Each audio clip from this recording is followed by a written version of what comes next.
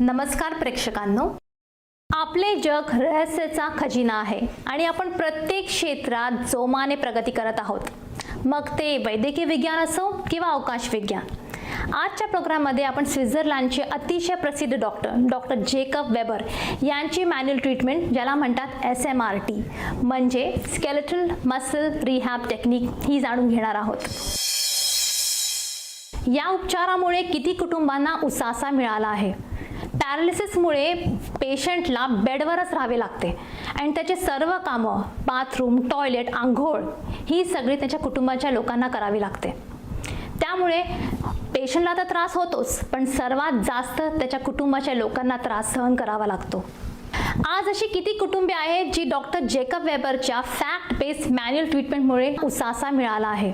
जी 2-3 वर्ष बेडवर असायची ती आज 2-3 वर्षांनी ती स्वतः उठून चालू शकतात. काही पेशंट्स तर काठी घेऊन चालू शकतात विथ सपोर्ट. काही पेशंट्स आहेत ते स्वतः उठून टॉयलेट, बाथरूम, आंघोळला जाऊ शकतात. आणि इतके पेशंट्स आहेत की ते स्वतः घराबाहेर 1-2 किलोमीटर स्वतः विदाउट सपोर्ट वॉक करू शकतात. आणि हे सर्व पॉसिबल झालं आहे ते SMRT ट्रीटमेंटमुळे. पॅरालिसिसमुळे सर्वात जास्त नुकसान शरीरातील मसल्सचं म्हणजे स्नायूंचं होतं. ज्याप्रमाणे रीढच्या हड्ड्यांची दुखापत होते किंवा हड्ड्यांची समस्या उद्भवते तेव्हा आपण एक्सरे किंवा MRI स्कॅन करतो, त्याचप्रमाणे जेव्हा पॅरालिसिस म्हणजे लकवा होतो किंवा MND motor neuron disease, spinal cord injury, muscular dystrophy, या सगळ्या आजारांवर आपण CMSE टेस्ट करतो. CMSE टेस्ट म्हणजे कम्प्युटराइज्ड मसल स्ट्रेंथ एक्झामिनेशन. पॅरालिसिसमध्ये जेव्हा एका व्यक्तीला पॅरालिटिक स्ट्रोक किंवा अटॅक येतो तेव्हा सर्वात जास्त इफेक्ट त्याच्या मसल्सवर होतो. मसल्स वीक होतात आणि कम्प्लिटली निकामी पण होतात. 20 वर्षापूर्वी नेदरलँडचे डॉक्टर G.J. हुटेन यांनी कमजोर किंवा इनॲक्टिव्ह स्नायूवर ग्राफिकल रिप्रेझेंटेशनचा शोध केला होता आणि पॅरालिसिसच्या पेशंटच्या इनॲक्टिव्ह मसलवर इलेक्ट्रिकल आणि ग्राफिकल ॲक्टिव्हिटी कशी रेकॉर्ड करायची याचीही शोध त्यांनी लावली होती. आजची ही टेक्नॉलॉजी एवढी फार ॲडव्हान्स्ड आहे आणि एवढी चांगली आहे आणि कम्प्लिटली नॉन इन्व्हेसिव्ह आहे. नॉन इन्व्हेसिव्ह म्हणजे तुमच्या शरीरातील कुठेही चीरफाड न होता, कुठेही सुई न लागता ही टेस्ट केली जाते. आणि ही टेस्ट केल्यानंतर शरीरातील कुठले इनॲक्टिव्ह मसल आहेत, वीक मसल आहेत याची जाण होते. माझं नाव आहे सुप्रिया तटकर आणि आज आपण भेटणार आहोत कार्डिओ रेस्क्यू टीमच्या स्ट्रॅटेजिक ॲडवायझर श्रीमती मानसी पाटील यांना. आज आपण स्पायनल कॉर्ड इंजुरी आणि पॅरालिसिसबद्दल जाणून घेऊया श्रीमती मानसी पाटील यांच्याकडून. नमस्ते मॅडम. नमस्कार, मी मानसी पाटील. आता आपण बघूया आपल्या कार्डिओ रेस्क्यूचे नेरळ माथेरानच्या जवळ राहणारे नीलम वाठारकर. नीलम वाठारकर यांचे वय 71 आणि गेल्या 4 वर्षापूर्वी त्यांना उजव्या साईडला पॅरालिटिक अटॅक आला होता. अटॅक आल्यानंतर त्यांची उजवी बाजू संपूर्णपणे निकामी झाली होती. स्वतःच्या कामासाठी त्यांना दुसऱ्यांवर अवलंबून राहायला लागले आणि चालणं हे अशक्य झालेलं. उठणं, बसणं, चालणं हे जवळजवळ पॉसिबलच नव्हतं त्यांना. ते स्वतःचा हातही उचलू शकत नव्हते. कार्डिओ रेस्क्यूच्या 22व्या ट्रीटमेंटनंतर ते विदाऊट कोणाची मदत घेऊन स्वतःचं काम स्वतः करायला लागले. स्वतः आपोआप चालायला लागले आणि एवढं नाही तर ते शिड्याही चढ उतार स्वतः करायला लागले.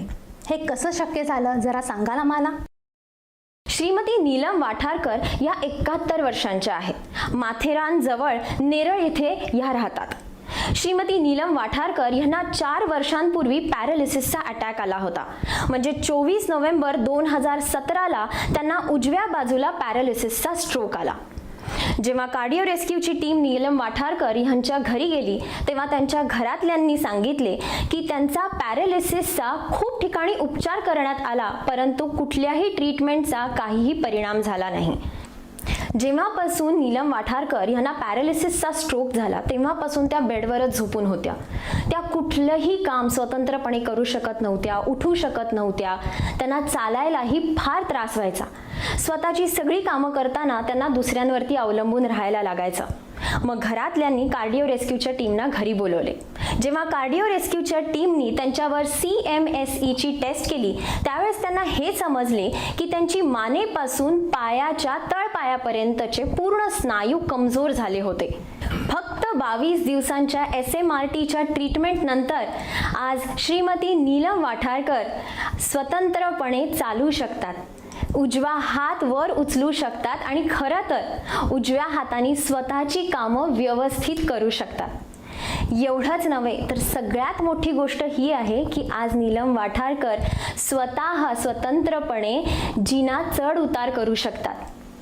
जी व्यक्ती गेले 4 वर्षांपासून पॅरालिसिसचा अटॅक आल्यापासून बेडवरती झोपून होती, ती आज जिना चढ उतार करू शकते. ही कार्डिओ रेस्क्यूच्या टीमसाठी खूप मोठी उपलब्धी आहे. माझं नाव श्रीपाद रामचंद्र वाठारकर, एज 78, पोस्ट ऑफिसमध्ये असिस्टंट सुपरिंटेंडेंट पोस्ट ऑफिसेस म्हणून मी कामाला होतो, ऑफिसर. माझी मिसेस नीलम श्रीपाद वाठारकर, हिला 25 ऑक्टोबर 2017मध्ये पॅरालिसिस अटॅक झाला. हे कार्डिओ रेस्क्यूचा हा कार्यक्रम आमच्या जावयाने पाहिला TV वर. त्यांना ते आवडलं, त्याने आम्हाला सांगितलं. आम्ही मग कॉन्टॅक्ट केलं आणि त्यानंतर इथं डॉक्टर येऊन गेले. ट्रीटमेंट सुरू झाल्यापासून पुष्कळ फरक पडला आहे. त्या आता इंडिपेंडंट चालू शकतात, पायऱ्या उतरतात, उठाबसा करतात. सांगेल ते सगळं म्हणजे व्यवस्थित आहे, समाधानकारक आहे, प्रगती चांगली. आता आपण बघूया आपले पुढचे पेशंट जे मुंबई मानखुर्द येथे राहतात, श्री शंकर जाधव. हे गेल्या 1 वर्षापासून ह्यांच्या डाव्या साईडला म्हणजे लेफ्ट हँड साईडला पॅरालिटिक स्ट्रोक आला होता. स्ट्रोक नंतर ते पूर्णपणे अंथरुणावर पडले, म्हणजे ते पूर्णपणे बेड रिडन झाले होते. त्यामुळे त्यांच्या बॉडीची मूवमेंट, त्यांच्या शरीराची मूवमेंटच होऊ शकत नव्हती आणि त्यांचं चलणं, चालणं, बसणं, फिरणं हे सगळंच थांबून गेलं होतं. त्यानंतर कार्डिओ रेस्क्यूच्या 1 महिन्याच्या ट्रीटमेंटनंतर त्यांच्या शरीराची मूवमेंट जवळजवळ 80 to 90% परत आली आणि आता ते स्वतः बसू, उठू आणि चालू शकतात. मॅडम, जो माणूस 1 वर्षापर्यंत बेडवर होता, तो आज असा चालू कसा शकतो, जरा सांगाल का? श्री शंकर जाधव यांना 2020 मध्ये डाव्या बाजूला म्हणजे लेफ्ट साईडला पॅरालिसिसचा स्ट्रोक आला. स्ट्रोक नंतर शंकर जाधव हे कम्प्लिटली अंथरुणावर म्हणजे बेड रिडन होते. जेव्हा कार्डिओ रेस्क्यूची टीम शंकर जाधव यांच्या घरी पोहोचली तेव्हा त्यांनी प्रथम त्यांच्यावरती CMSEची टेस्ट केली. CMSEची टेस्ट केल्यानंतर कार्डिओ रेस्क्यूच्या टीमला हे कळाले की शंकर जाधव यांच्या डाव्या पायामधील मसल्स म्हणजे स्नायू खूपच वीक म्हणजे कमजोर पडले आहेत. कमजोर पडलेल्या मसल्सवरती कार्डिओ रेस्क्यूच्या टीमने SMRTची ट्रीटमेंट सुरू केली आणि 30 दिवसांच्या SMRT ट्रीटमेंट पर्सनल प्रोटोकॉल प्रमाणे दिली गेली. ह्या ट्रीटमेंट नंतर जी व्यक्ती स्वतः उठू शकत नव्हती, चालू शकत नव्हती, ती आज ट्रीटमेंट नंतर स्वतः उठून बसू शकते, चालू शकते आणि एवढंच नाही तर फॅमिली मेंबर्स बरोबर जेवणही करू शकते. आज इतकी आनंदाची गोष्ट आहे की ते स्वतःच्या घरातल्यांबरोबर जेवण करू शकतात. एवढंच नाही तर ते स्वतःच्या हाताने पाणीही पिऊ शकतात आणि कपडेही बदलू शकतात. ही खूप मोठी गोष्ट आहे कार्डिओ रेस्क्यूच्या टीमसाठी. नमस्कार, माझं नाव शरद जाधव. हे माझे बाबा, यांचं नाव शंकर रामचंद्र जाधव. यांचं वय 65 वर्ष आहे. आम्ही मानखुर्द मुंबई इथे राहतो. यांना गेली 1 वर्षापासून पॅरालिसिस पेशंट होते. हे त्यांना स्वतःहून उठता येत नव्हतं, बसता येत नव्हतं, चालता येत नव्हतं, स्वतः काहीच कामं करू शकत नव्हते. त्यानंतर आम्ही कार्डिओ रेस्क्यूची ॲड स्वतः TV पाहिल्याच्यानंतर आम्ही त्या डॉक्टरांना स्वतः संपर्क केला, त्यांना बोलवून घेतलं. त्याच्यानंतर त्यांनी आम्हाला 1 महिनाभर ट्रीटमेंट दिली. त्या ट्रीटमेंटमध्ये आम्हाला एवढा फरक जाणवला की ते स्वतःहून आता स्वतःची कामं स्वतःहून करतात, स्वतःहून उठतात, स्वतःहून बसतात, स्वतःहून चालतातसुद्धा.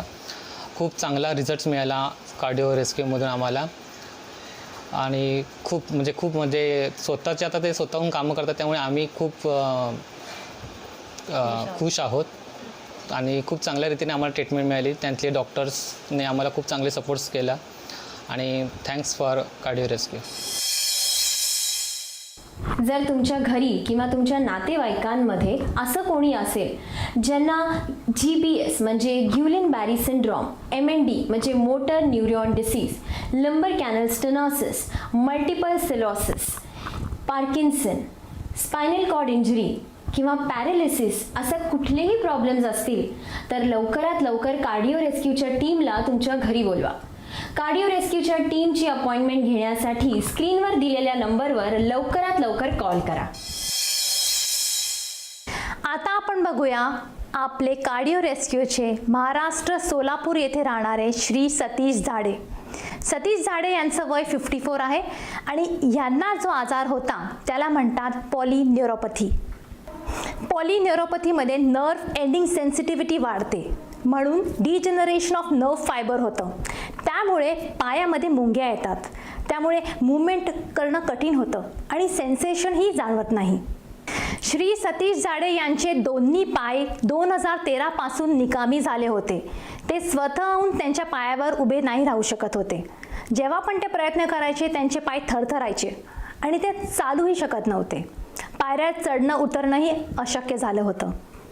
कार्डिओ रेस्क्यूचे फक्त 30 ट्रीटमेंट घेतल्यानंतर सतीश झाडे यांच्या पायांच्या थरथराटमध्ये 70 to 80% फरक पडला. आता ते स्वतः उठू शकतात, बसू शकतात आणि चालूही शकतात आणि पायऱ्या चढ उतरही करू शकतात. हे असं कसं संभव झालं हे सांगाल का आम्हाला? आता आपण बघूया कार्डिओ रेस्क्यूचे सोलापूर येथे राहणारे पेशंट श्री सतीश झाडे. श्री सतीश झाडे हे 54 वर्षाचे. 2013 पासून सुरुवातीला सतीश झाडे यांच्या पायांमध्ये हळूहळू मुंग्या येऊ लागल्या. नंतर वाढत वाढत त्या कमरेपर्यंत आल्या. या गोष्टीला साधारण 7 ते 8 वर्ष झाली. या आजाराला पॉलिन्युरोपॅथी असे म्हणतात. त्यानंतर सतीश झाडे यांच्या पायातील सेन्सेशन नाहीसे झाले. गुडघ्यापर्यंत पायाला काहीही समजत नव्हते.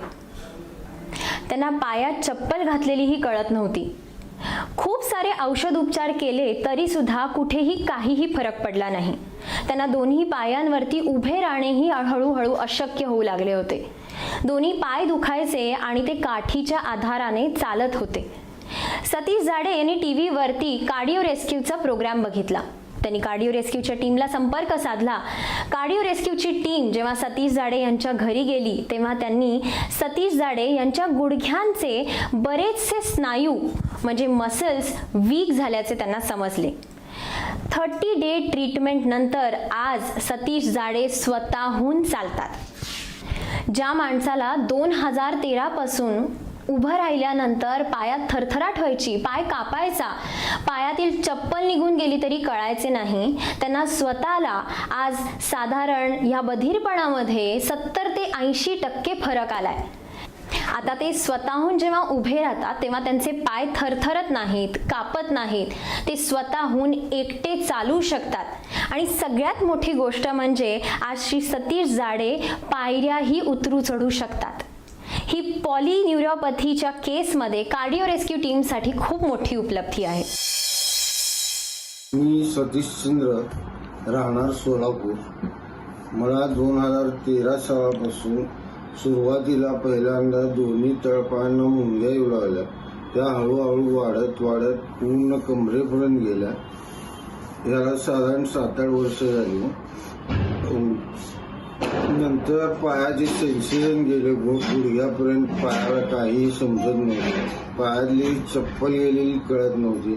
बऱ्याच प्रकारचे औषधोपचार वगैरे घेतले पण त्या औषधोपचारांनी फक्त थोडंसं बरं वाटायचं. परत आहे ते आहे. नंतर तर मला 2 पायावर उभा सुद्धा राहता येत नव्हतं. पाय थरथर करायचे, सगळं पायात शक्ती नसल्यासारखं. कुणाला तर खांद्याला धरून वगैरे असं चालवावं लागायचं. आणि आता कुठे औषधं चालू आहेत त्यामुळे थोडं काठी घेऊन चालता येत होतं. अशी सध्याची माझी परिस्थिती होती. पण टीव्हीवर कार्डिओ रेस्क्यूची माहिती मिळाली. त्यांना बोलावून घेतलं. त्यांनी ट्रीटमेंट दिली मला 15 दिवसाची. 15 दिवसात माझ्या 70% मुंग्या कमी झाल्या. हात कुठलाही सपोर्ट न घेता चालू लागलो. इथपर्यंत माझी प्रगती झालेली आहे. आता आपण आपण बघूया आपले पुढचे पेशंट, मुंबई अंबरनाथमध्ये राहणारे श्री शांताराम पालव. श्री शांताराम पालव यांना 1 वर्षापासून उजव्या बाजूला पॅलेटिक स्ट्रोक आला होता. कार्डिओ रेस्क्यूची टीम जेव्हा पहिल्यांदा शांतारामच्या घरी गेली तेव्हा शांताराम पालव यांचा उजवा हात बिलकुल काम करत नव्हता आणि हातांची बोटांचं मुवमेंटही नव्हते. शांतारामजी यांचे हात वरती उचलत नव्हते. विदाऊट सपोर्ट ते चालू शकत नव्हते. कार्डिओ रेस्क्यूच्या ट्रीटमेंटनंतर त्यांचे हात खूप चांगल्या प्रमाणाने वरती होतात. हातांच्या बोटांची मुवमेंटही खूप चांगली होते. ते आता कुठलीही वस्तू पकडू शकतात, दुमडू शकतात, लहान लहान वस्तू उचलू शकतात आणि विदाऊट सपोर्ट व्यवस्थितपणे चालूही शकतात. त्यावर आम्हाला थोडं जास्त सांगा ना. आता आपण बघूया मुंबई अंबरनाथ येथे राहणारे श्री शांताराम पालव. श्री शांताराम पालव यांचं वय 64 वर्ष. 1 वर्षापूर्वी श्री शांताराम पालव यांना उजव्या बाजूला पॅरालिसिसचा स्ट्रोक आला. जेव्हा कार्डिओ रेस्क्यूची टीम शांताराम पालव यांच्या घरी गेली आणि त्यांना भेट दिली तेव्हा त्यांना कळाले की त्यांचा उजवा हात खांद्यांपासून वर जात नव्हता. ते उजव्या हातात काठी घेऊन चालत होते. एवढंच नाही तर उजव्या हाताच्या बोटांची मुवमेंटही नव्हती. शांताराम पालव हे स्वतःचा हात स्वतःहून खांद्याहून वर उचलू शकत नव्हते आणि काठीच्या आधाराने चालत होते. हे बघितल्यानंतर कार्डिओ रेस्क्यूच्या टीमने शांताराम पालव यांच्यावरती CMSEची टेस्ट केली. CMSEच्या टेस्टमध्ये त्यांना हे आढळून आले की शांताराम पालव यांचे मानेपासून हातापर्यंतचे बरेच स्नायू मसल्स वीक म्हणजे कमजोर झालेले आहेत. या कमजोर झालेल्या मसल्सवरती कार्डिओ रेस्क्यूच्या डॉक्टरने त्यांच्यावर SMRTची ट्रीटमेंट केली. अवघ्या 1 महिन्याच्या SMRTच्या ट्रीटमेंट नंतर आज शांताराम पालव स्वतःहून हात खांद्यावरून वर उचलू शकतात. एवढंच नाही तर त्यांच्या हातांच्या मुवमेंटमध्येही खूप फरक पडलाय. त्यांना स्वतःहून समजते की त्यांच्या हाताच्या मुवमेंट्समध्ये आधीपेक्षा 80 ते 85% फरक पडला आहे. आज ते खांद्यावरून हात वर उचलू शकतात, मागे नेऊन दुमडू शकतात. एवढंच नाही तर हाताच्या बोटांमध्येही मुवमेंट आलेली आहे. आज ते हातांनी स्वतःच्या बोटांनी गोष्टी पकडू शकतात, दुमडू शकतात. एवढंच नाही तर छोट्या छोट्या वस्तू उचलूही शकतात. आज कार्डिओ रेस्क्यूच्या टीमसाठी ही खूप मोठी उपलब्धी आहे. जो माणूस 1 वर्ष हात खांद्यावरून वर उचलू शकत नव्हता तो स्वतःहून एकटा हात खांद्यावरून वर उचलू शकतो आणि सगळी स्वतःची कामे स्वतः करू शकतो. माझं नाव स्वप्नील पालव. हे माझे पप्पा शांताराम पालव. माझे पप्पा एकदा दुकानात काम करताना खाली पडले. मग त्यांना ही स्ट्रोक आला आणि त्यांना दुसऱ्या दिवसापासून चालताच यायला लागलं नाही. मग त्यांना एकदा पॅरालिसिस झाला एका साईडला. मग आम्ही भरपूर ट्रीटमेंट घेतली दुसरीकडे पण काय उपयोग झाला नाही. मग आम्ही एकदा TVवर कार्डिओ रेस्क्यू सिस्टममध्ये ॲड बघितली. तिथे त्यांना मग आम्ही कॉल केला. मग ते दुसऱ्या दिवशी आले आणि त्यांनी टेस्टिंग करून घेतली. मग दुसऱ्या दिवशी आम्ही ट्रीटमेंट चालू केली. मग ट्रीटमेंट चालू करते आधी त्यांना पप्पा माझ्या घरी काटे घेऊन चालायचे. त्यांचा हात पण वर जायचा नाही, पाठी पण जायचा नाही. मग ह्यांची आम्ही 1 महिना ट्रीटमेंट घेतली कार्डिओ रेस्क्यूची. मग त्याच्यानंतर त्यांना बरोबर चालायला आलं. ते आता घरी बिना काटे घेऊन स्वतःचं काम करू शकतात, बाथरूमला जाऊ शकतात, हात असा वरती घेऊ शकतात, हात पाटे घेऊ शकतात.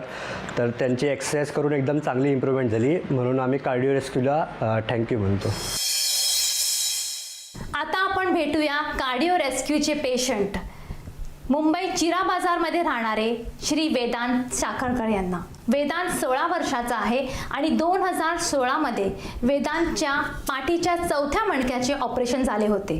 त्यानंतर वेदांत कम्प्लिटली बेडरिडन झाला आणि त्याचे सर्व मुवमेंट्स बंद झाले होते. कार्डिओ रेस्क्यूच्या ट्रीटमेंटनंतर वेदांत कोणाच्या मदतीविना स्वतः उठू शकला, बसू शकला आणि चालूही शकला. आणि सगळ्यात इम्पॉर्टंट गोष्ट म्हणजे तो 45 मिनिट्सपर्यंत आपली युरिन कंट्रोल करू शकतो. म्हणजे लघवीवर पण कंट्रोल आला आहे. इतका चांगला रिझल्ट कार्डिओ रेस्क्यूच्या टीमला कसा आला, जरा विस्ताराने सांगा ना. वेदांतच्या जन्मापासूनच त्याच्या दोन्ही पायांमध्ये स्टिफनेस म्हणजे कडकपणा आणि जडपणा होता. यालाच स्पास्टिक पॅरापॅरेसिस असे म्हणतात. 2016मध्ये वेदांतच्या पाठीच्या 4थ्या मणक्याचे ऑपरेशन झाले होते. त्याच्यानंतर त्याचे दोन्ही पाय निकामी झाले. एवढंच नाही तर त्याचा लघवीवरचा युरिनवरचा कंट्रोलही निघून गेला. वेदांच्या आईबाबांनी खूप प्रयत्न केले, त्याला भरपूर प्रकारचे ट्रीटमेंट्स दिले, पण कशाचाही काहीही फरक पडत नव्हता. जेव्हा कार्डिओ रेस्क्यूची टीम वेदांच्या घरी गेली तेव्हा त्यांनी बघितले आणि वेदांवरती CMSCची टेस्ट केली.